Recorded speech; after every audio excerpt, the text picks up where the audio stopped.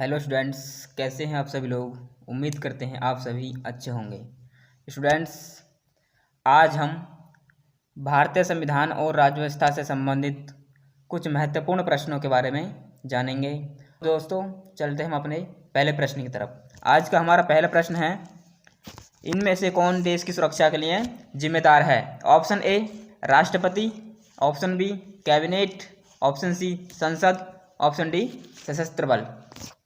तो दोस्तों, इसका करेक्ट आंसर हो जाएगा हमारा option number B cabinet. Cabinet Bharat में सुरक्षा के लिए जिम्मेदार है। आपको यह पता होना चाहिए कि भारत में सशस्त्र सेनाओं की कमान राष्ट्रपति के पास होती है और देश की रक्षा की जिम्मेदारी कैबिनेट की होती है। जो हमारा मंत्रिमंडल होता है, मंत्रिमंडल की यह जिम्मेदारी होती है कि वह देश की सुरक्षा से संबंधित जितने भी मामले होते हैं उसको ध्यान में रखे। और जो भारत में एक रक्षा मंत्रालय होता है और रक्षा मंत्रालय का प्रमुख रक्षा मंत्री होता है। तो दोस्तों, चलते हैं हम अपने दूसरे प्रश्न की तरफ। आज का हमारा दूसरा प्रश्न है, भारत में प्रथम गैर कांग्रेसी प्रधानमंत्री कौन था।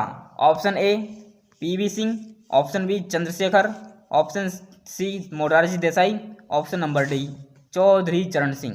तो दोस्तों, इसका करेक्ट आंसर हो जाएगा हमारा option number C Morarji Desai.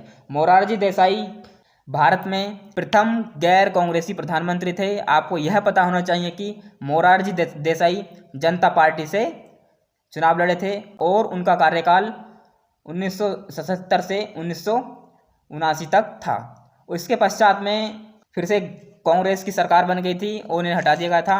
आपको यहाँ पर यह पता होना चाहिए कि चौधरी चरण सिंह 28 जुलाई 1979 से 14 जनवरी 1980 तक भारत के प्रधानमंत्री रहे हैं। ये एकमात्र ऐसे प्रधानमंत्री थे जो कभी लोकसभा नहीं गए, क्योंकि इनका कार्यकाल इतने कम समय का था कि इस दौरान लोकसभा की कोई बैठक नहीं हुई। इसी कारण यह लोकसभा भी नहीं गए। तो नेक्स्ट प्रधानमंत्री हमारे बीपी सिंह, विश्वनाथ प्रताप सिंह भारत के 10वें प्रधानमंत्री थे। ये विश्वनाथ प्रताप सिंह भारत के 10वें प्रधानमंत्री थे, जिनका कार्यकाल 2 दिसंबर 1989 से 10 नवंबर 1990 तक था और यह कांग्रेस से चुने गए थे। इसके बाद आते हैं हमारे चंद्रशेखर भारत के 11वें प्रधानमंत्री थे, जिनका कार्यकाल 10 नवंबर 1990 से 21 जून 1991 तक था। इसके पश्चात में नरसिंह राव की सरकार आई थी। आपको यह पता होना चाहिए। तो दोस्तों, इसका करेक्ट आंसर हो जाएगा हमारा option number C Morarji Desai. Morarji Desai प्रथम गैर कांग्रेसी प्रधानमंत्री थे। चलते हैं दोस्तों अपने नेक्स्ट क्वेश्चन की तरफ। आज का हमारा तीसरा क्वेश्चन है, केंद्रीय मंत्रिपरिषद का उत्तरदायित्व होता है। ऑप्शन नंबर ए लोकसभा के प्रति, ऑप्शन नंबर बी लोकसभा एवं राज्यसभा के प्रति, ऑप्शन नंबर सी प्रधानमंत्री के प्रति, ऑप्शन नंबर डी राष्ट्रपति के प्रति। तो दोस्तों, इसका करेक्ट आंसर हो जाएगा हमारा ऑप्शन नंबर ए लोकसभा के प्रति। जो हमारी केंद्रीय मंत्रिपरिषद होती है वह हमारी लोकसभा के प्रति उत्तरदायी होती है। अनुच्छेद 75 के अनुसार प्रधानमंत्री की नियुक्ति राष्ट्रपति करेगा और अन्य मंत्रियों की नियुक्ति प्रधानमंत्री की सलाह पर राष्ट्रपति द्वारा की जाएगी। जो हमारा अनुच्छेद 75 क्लॉज 1 यह व्यवस्था करता है कि भारत में प्रधानमंत्री की नियुक्ति राष्ट्रपति द्वारा की जाएगी और जो अन्य मंत्री हैं उनकी नियुक्ति प्रधानमंत्री की सलाह पर राष्ट्रपति द्वारा की जाएगी। अनुच्छेद 75 क्लॉज 2 के प्रावधानों के तहत मंत्री राष्ट्रपति के पद पर्यंत पद धारण करेंगे। अनुच्छेद 75 क्लॉज 3 मंत्री परिषद सामूहिक रूप से लोकसभा के प्रति उत्तरदायी होगी। यह हमारा अनुच्छेद 75 का 3 क्लॉज कहता है। तो दोस्तों, इसका करेक्ट आंसर हो जाएगा हमारा ऑप्शन नंबर ए लोकसभा के प्रति। लोकसभा के प्रति हमारी केंद्रीय मंत्रिपरिषद उत्तरदायी होती है। तो दोस्तों, चलते हैं अपने नेक्स्ट क्वेश्चन की तरफ। आज का हमारा नेक्स्ट क्वेश्चन है, भारत में संसद की कार्यवाही में शून्यकाल 0 आवर का क्या अर्थ होता है। तो दोस्तों, ऑप्शन ए प्रथम घंटा, ऑप्शन जब विशेष अधिकार प्रस्ताव स्वीकृत होता है, ऑप्शन नंबर सी प्रश्नकाल से पूर्व का काल, ऑप्शन नंबर डी प्रश्नकाल घंटे के मध्य का काल। तो दोस्तों, इसका करेक्ट आंसर हो जाएगा हमारा ऑप्शन नंबर डी प्रश्नकाल एवं एजेंडे के मध्य का काल। तो दोस्तों, आपको यहाँ पर यह पता होना चाहिए कि प्रश्नकाल क्या होता है? तो प्रश्नकाल भारत की संसद में 11 बजे से 12 बजे तक का जो समय होता है उसे हम प्रश्नकाल कहते हैं। जो संसद के सदस्य होते हैं, संसद के सदस्य मंत्रियों से प्रश्न करते हैं और यह मंत्रियों से 3 प्रकार के प्रश्न कर सकते हैं। पहले है हमारे तारांकित प्रश्न, अतारांकित प्रश्न और अल्प सूचना वाले प्रश्न। जो तारांकित प्रश्न होते हैं, तारांकित प्रश्नों का उत्तर मौखिक रूप से देना होता है और इनमें हम अनुपूरक प्रश्न भी पूछ सकते हैं। जो अतारांकित प्रश्न होते हैं, अतारांकित प्रश्न लिखित रिपोर्ट में दिए जाते हैं और इनमें हम पूरक प्रश्न नहीं पूछ सकते हैं। नेक्स्ट है हमारा अल्प सूचना वाले प्रश्न। अल्प सूचना वाले प्रश्न में कम से कम 10 दिन पहले नोटिस देना होता है। जो इनका उत्तर होता है वह मौखिक ही दिया जाता है।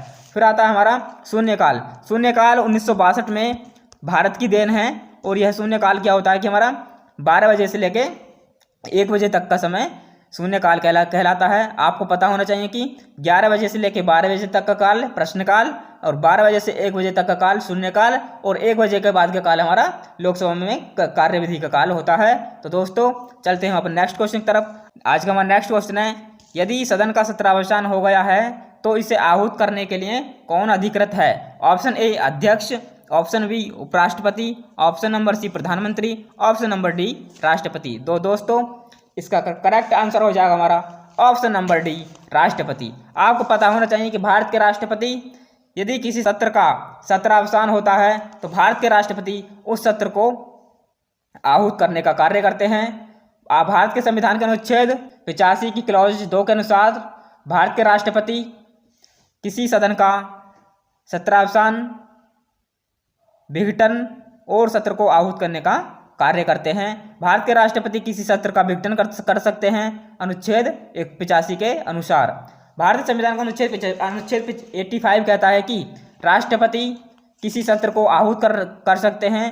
राष्ट्रपति किसी सत्र का सत्रावसान, विघटन और उस सत्र को आहूत करने का कार्य करते हैं। तो दोस्तों चलते हैं अपने नेक्स्ट क्वेश्चन की तरफ। नेक्स्ट क्वेश्चन हमारा, संसदीय व्यवस्था में 0 आवर किस देश की देन है? दोस्तों option number A America, option number B Britain, option number C Bharat, option number D Switzerland. तो दोस्तों इसका करेक्ट आंसर हो जाएगा हमारा ऑप्शन नंबर सी भारत। आपको पता होना चाहिए कि भारत ने 1962 में 0 भारत की देन है।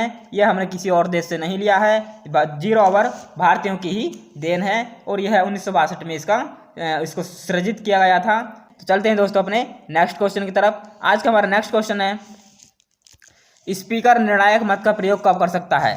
ऑप्शन नंबर ए महाभियोग के प्रस्ताव पर, ऑप्शन नंबर बी अनुच्छेद 368 से संबंधित किसी विधेयक पर, ऑप्शन नंबर सी अनुच्छेद 52 से संबंधित विधेयक पर, ऑप्शन नंबर डी समान मत। तो दोस्तों इसका करेक्ट आंसर हो जाएगा हमारा ऑप्शन नंबर डी समान मत आने पर। आपको मैं यहाँ पर बता दूं कि अनुच्छेद 100 क्लॉज 2 के प्रावधानों के तहत अध्यक्ष अपना प्रथम मत नहीं देगा। सामान्य तौर पर अध्यक्ष अपना प्रथम मत नहीं देता है और वह जब मत बराबर होते हैं तब अपना निर्णायक मत देता है। लेकिन इसकी एक शर्त है, यदि अनुच्छेद 96 क्लॉज 2 के प्रावधानों के तहत यदि अध्यक्ष को हटाने का प्रस्ताव विचाराधीन है तब अध्यक्ष अपना प्रथम मत देगा, लेकिन वह मत बराबर होने की कंडीशन में अपना निर्णायक मत नहीं देगा। अनुच्छेद 96 क्लॉज 2 के अनुधानों के तहत सभा अध्यक्ष अपना निर्णायक मत नहीं देगा, लेकिन वह अपना प्रथम मत देगा। वहीं पर अनुच्छेद 100 क्लॉज 2 के प्रावधानों के तहत यदि अध्यक्ष सामान्य तौर पर अपना प्रथम मत नहीं देगा, लेकिन जब मत बराबर हो जाएंगे तब वह अपना निर्णायक मत देगा। दोस्तों इसका करेक्ट आंसर हो जाएगा हमारा ऑप्शन नंबर डी समान मत आने पर। समान मत आने पर लोकसभा का अध्यक्ष अपना निर्णायक मत का प्रयोग करता है। तो दोस्तों चलते हैं अपने नेक्स्ट क्वेश्चन की तरफ। आज का हमारा नेक्स्ट क्वेश्चन है, भारतीय संविधान के अनुसार संसद की बैठक 1 साल में कम से कम कितनी बार होनी चाहिए? तो दोस्तों ऑप्शन नंबर ए 1 बार, ऑप्शन नंबर बी 2 बार, ऑप्शन नंबर सी 3 बार, ऑप्शन नंबर डी 4 बार। तो दोस्तों इसका करेक्ट आंसर हो जाएगा हमारा ऑप्शन नंबर बी 2 बार। आपको पता होना चाहिए कि संसद की बैठक 6 महीने में 1 बार होती है और प्रत्येक बैठक को 6 महीने से अधिक समय नहीं होना चाहिए। उनको 6 महीने से पहले ही लोकसभा की किसी भी संसद की बैठक करानी होती है, तो इसलिए इसका करेक्ट आंसर हो जाएगा हमारा ऑप्शन नंबर बी, 2 बार। एक वर्ष में कम से कम 2 बार संसद की बैठक होनी चाहिए। तो दोस्तों चलते हैं अपने नेक्स्ट क्वेश्चन की तरफ। आज का हमारा नेक्स्ट क्वेश्चन है, संसद के संयुक्त अधिवेशन को कौन संबोधित करता है? ऑप्शन नंबर ए, राज्यसभा का सभापति। ऑप्शन नंबर बी, लोकसभा का अध्यक्ष। ऑप्शन नंबर सी, राष्ट्रपति। ऑप्शन नंबर डी, विरोधी दल का नेता। तो दोस्तों इसका करेक्ट आंसर हो जाएगा हमारा ऑप्शन नंबर सी, राष्ट्रपति। भारत के राष्ट्रपति अनुच्छेद 108 के प्रावधानों के तहत संयुक्त अधिवेशन को आहूत करने का कार्य करते हैं। वहीं पर अनुच्छेद 118 के प्रावधानों के तहत लोकसभा का अध्यक्ष संयुक्त बैठक की अध्यक्षता करता है। तो अनुच्छेद 108 के प्रावधानों के तहत भारत के राष्ट्रपति संयुक्त अधिवेशन बुलाने के लिए के प्रावधान करता है। अनुच्छेद 108 भारत में संसद की संयुक्त बैठक बुलाने का राष्ट्रपति को आहूत करता है। वहीं पर अनुच्छेद 118 क्लॉज 2 संयुक्त बैठक की अध्यक्षता लोकसभा का अध्यक्ष लोकसभा का स्पीकर करता है।